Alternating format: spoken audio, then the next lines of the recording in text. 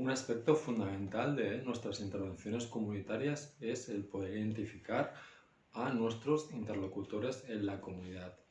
En primer lugar, ya os he comentado que tuvimos la gran suerte de poder conectar con las comisiones permanentes, que era la propia autoorganización de las comunidades de refugiados que estaban organizadas en diversas vertientes. Nosotros trabajamos concretamente con la vertiente norte.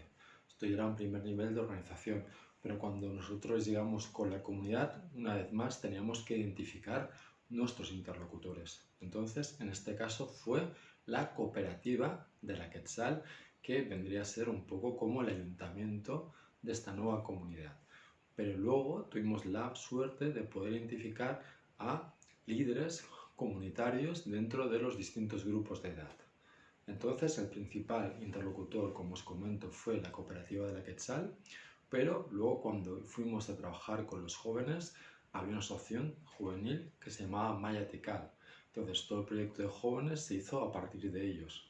No había ninguna organización con los niños, sí que había una organización muy potente con las mujeres, que se llamaba Ismucané, con lo cual todo el trabajo con las mujeres se estructuró a partir de Ismucané, y tampoco había ninguna organización concreta con los adultos, los hombres, ya que se organizaban en la propia cooperativa, y tampoco había con los ancianos, ¿vale?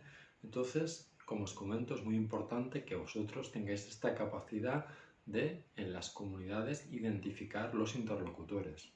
Esto forma parte de lo que hemos hablado siempre, el arte de las alianzas. Necesitamos establecer alianzas con los distintos sectores de la población. En este caso, cooperativa, Maya Tikal y Ismucané, principalmente.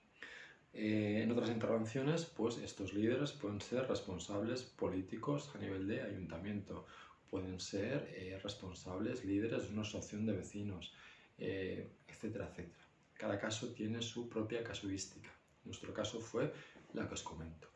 Entonces, a partir de aquí lo que voy a hacer es comentaros un poquito la situación que nos encontramos, los problemas que detectamos conjuntamente con las propias comunidades. Como os he comentado, nosotros ya habíamos hecho un trabajo previo de revisión de literatura científica, análisis exhaustivo del conflicto en Guatemala, las consecuencias políticas, económicas, sociales, de salud mental, etc. Y evidentemente el haber trabajado en estos contextos de guerra pues nos había dado un conocimiento previo. Cuando fuimos a analizar la situación de los niños de Guatemala, de la comunidad de la Quetzal, ¿con qué nos encontramos? Que en la comunidad había casos de desnutrición debido a la situación de pobreza. Y, como os he comentado, la vida de los campamentos de refugiados de México había sido muy dura, con unas condiciones de pobreza importantes, y fijaros bien que cuando las comunidades llegan a Guatemala, sí que ACNUR les da un pequeño apoyo económico, pero es un pequeño apoyo económico. Y resalto lo de pequeño, o sea, realmente llega a una situación de pobreza. Y además, el pueblo maya principalmente era un pueblo agricultor, por eso se llama el hombre de maíz, porque en su cosmovisión, Ismucané, que era la abuela de los mayas, tomó el maíz blanco y el maíz amarillo, y la diosa Ismucané esculpió ella misma al hombre de maíz, de la mujer de maíz. Pero fijaos bien que ellos vuelven a la selva se caracteriza por ser una tierra muy pobre desde un punto de vista agrícola. La selva sí es exuberante a nivel de vegetación, a nivel de flora y de fauna, pero desde un punto de vista agrícola es un suelo que no es muy productivo. Entonces había desnutrición porque había falta sobre todo pues, de verduras y sobre todo falta de muchas veces de frutas. Primer problema, desnutrición infantil.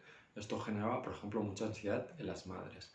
¿Qué otro problema tenían los niños? Que si bien ellos no habían vivenciado directamente la situación de violencia, porque ellos habían nacido ya en los campamentos de refugiados, ellos tenían un trauma asociado a las experiencias que les habían contado los mayores. Y además ellos habían sufrido el malestar mental de los padres, porque los estudios, la literatura científica nos dice cómo el malestar mental de los padres se transmite a los hijos, y así madres con depresión tienen más problemática de sus hijos, hijas tengan problemas de salud mental, por ejemplo. Entonces, fijaos bien que no habían vivido el trauma de guerra directamente, pero lo habían vivenciado a partir de las historias que continuamente habían escuchado, y sí que habían vivido esta situación de malestar emocional, mental, a partir de sus propios progenitores.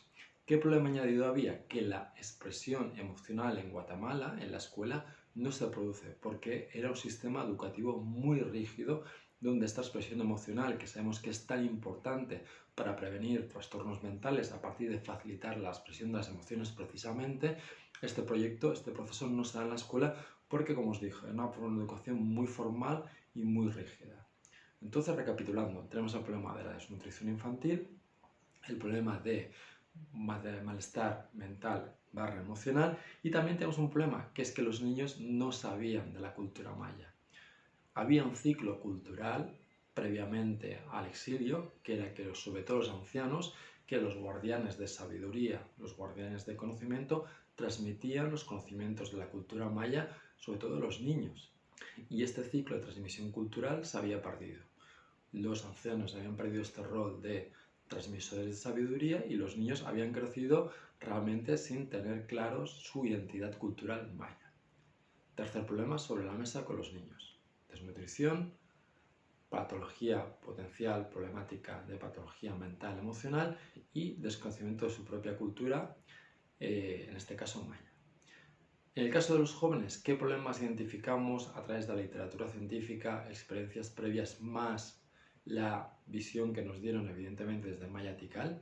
Pues sobre todo identificamos que para los jóvenes el volver a Guatemala muchas veces era el momento de inicio de su propia situación de refugio. ¿Qué quiero decir con esto? Que muchos de ellos habían crecido en estos campamentos de refugiados y que ellos sí que además habían tenido más movilidad que los adultos, y algunos de ellos sí que están trabajando pues en ciudades como Cancún, en la costa mexicana, y habían hecho un proyecto de vida que se rompía en el momento que sus padres decían volver a Guatemala.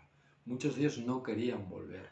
¿Por qué iban a querer volver a un país donde sabían que habían sido masacrados sus gentes y que, por ejemplo, todavía había un servicio militar obligatorio en el que ellos tenían que alistarse en un futuro temprano? Fijaos bien, tenían los chicos que formaban parte del ejército que habían masacrado a las propias comunidades, y esto era así por ley. Entonces, muchos de ellos no querían volver. Para ellos sentían que su proyecto de vida se rompía al volver a Guatemala porque ya tenían proyectos de vida iniciados en México, y sobre todo lo que veían es que, evidentemente, a nivel ocupacional, sus expectativas laborales en Guatemala, en una comunidad en la selva, eran muy escasas. Sus planes ocupacionales, su proyección laboral era prácticamente inexistente. Los jóvenes, algunos sí que recordaban las experiencias traumáticas que habían vivido a raíz del conflicto bélico. Imaginaos la situación de ansiedad, de miedo que podía provocar el volver al país donde estas experiencias traumáticas habían tenido lugar. Entonces, si recopilamos un poco, podemos hablar de los jóvenes. Algunos de ellos sienten que su proyecto de vida se rompe al volver a Guatemala. Para ellos no es una decisión que han decidido ellos, sobre todo son los padres los que quieren regresar. De todas formas, los padres tampoco tienen opción porque desde el momento en que se firman los acuerdos de paz, el gobierno mexicano presiona a los refugiados para que abandonen su país, porque pierden evidentemente el estatuto de refugiados. Son chicos, chicas que algunos recuerdan las experiencias traumáticas, con lo cual os podéis imaginar el impacto que tiene para su salud emocional, mental, volver a Guatemala. Y sobre todo estamos hablando de que volver a un contexto donde su proyección futura laboral, ocupacional, prácticamente es inexistente, más allá de poder ser agricultores y plantar maíz. En cambio, en Guatemala no, pero en México tenían opciones como ser camareros, mecánicos, tenían mucha más diversidad de planes ocupacionales. Tercer punto de análisis: los adultos. Los adultos evidentemente recordaban perfectamente lo que había pasado en Guatemala. No es trastorno secundario, sino que es trastorno primario. Recordaban la situación de violencia, los ataques, las masacres, las violaciones, las torturas, porque además durante los 14 años que habían estado en México no habían recibido tratamiento psicológico ni tratamiento para prevenir un trauma de guerra. Evidentemente las experiencias, por mucho que uno quiera olvidarlas, no las puedes olvidar. Es una experiencia que se quedan instauradas en tu psique y que pueden dar lugar a una patología si no hay un trabajo de expresión emocional o un trabajo de psicoterapia. Entonces, primer punto, malestar mental, claro, vuelven donde tuvieron lugar las masacres. Por ejemplo, las madres sufrían mucho por la situación de los niños. esta situación de malestar nutricional de la que habíamos hablado. No hay verduras, no hay frutas, esto provoca desnutrición infantil. A nivel ocupacional, como os comento, la situación de pobreza, la selva es muy exuberante, pero no es un buen lugar, no son las mejores tierras agrícolas, ni mucho menos de Guatemala. Los refugiados que vuelven no tienen acceso a las mejores tierras de cultivo, sino que tienen acceso a las peores tierras de cultivo, en este caso una población en mitad de la selva en el norte, en la zona del Petén, que es la zona más selvática de Guatemala. Se me ha olvidado decir que los jóvenes habían perdido, como ya había anticipado al hablar de los niños, su identidad maya. Los adultos, el tema de la identidad maya, la cultura maya, sobre todo las mujeres sí que habían preservado el traje, los vestidos, pero sobre todo veías que los hombres habían perdido mucho esta identidad. Era difícil ver a los hombres portando, por ejemplo, los trajes tradicionales, mam, quechí, canjoal, cajateco, ixil, etc. Y en cambio las mujeres sí que conservan mucho más esta cultura. Y las mujeres sí que para ellas la cultura era muy importante y, por ejemplo, actividades como el tejido, ¿vale? Por ejemplo, aquí tengo este huipil, y este huipil, que es una blusa de Guatemala. Fijaos bien que tiene una serie de símbolos, de signos, y aquí se escribe la historia del pueblo Ixil. Las mujeres, al bordar estos huipiles, estaban contando la historia de su pueblo y también de su comunidad. O sea, os digo para que os hagáis una idea de la importancia de la cultura maya y la importancia en este caso para las mujeres. Si bien ellas habían mantenido el contacto con su cultura, evidentemente estos 14 años en los campamentos de refugiados, evidentemente había afectado también esta situación y esta transmisión cultural, ¿vale? Cuando hablamos de los ancianos, de la problemática que encontramos con los ancianos, yo esperaba pues que al reunirme con ellos, con los ancianos, me hablaran pues de problemas de pobreza, de acceso a alimentación, de acceso a la vivienda, y en cambio el gran dolor de los ancianos era el haber perdido su rol de transmisores de sabiduría. A mí me impresionó mucho él cuando te decían: mi vida es como un perro, mi vida ando en tristeza, ya nadie te respeta, no se respeta a los ancianos, antes éramos guardianes de sabiduría, ahora no se nos respeta, ya no se nos valora. ¿Por qué? Porque, como os he dicho, el ciclo de transmisión cultural desde los abuelos hacia los niños sobre todo se había roto. Dicho esto, sí que es verdad que aparte los abuelos tenían, aparte de esta pérdida de rol de transmisor de sabiduría, tenían importantes problemas a nivel de acceso a alimentación adecuada, acceso a la vivienda, y vivían situaciones importantes de pobreza. Entonces, fijaos bien que aquí tenéis muchos de los elementos, de los problemas que encontramos y que tuvimos que abordar en esta intervención que planteamos en la comunidad de la Quetzal.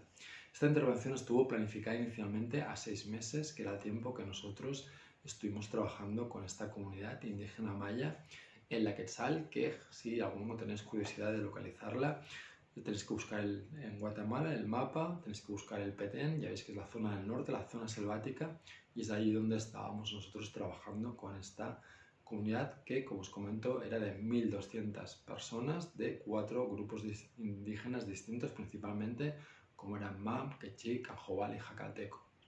Dicho esto, también hago referencia a esto porque, por ejemplo, cuando trabajamos con las mujeres, algunas de ellas no hablaban en castellano. Entonces también lo comento porque seáis conscientes de que hay un salto lingüístico, pero sobre todo hay un salto cultural. En este tipo de intervenciones evidentemente es fundamental tener en cuenta el concepto cultura, pero de esto ya hablaremos en las próximas grabaciones.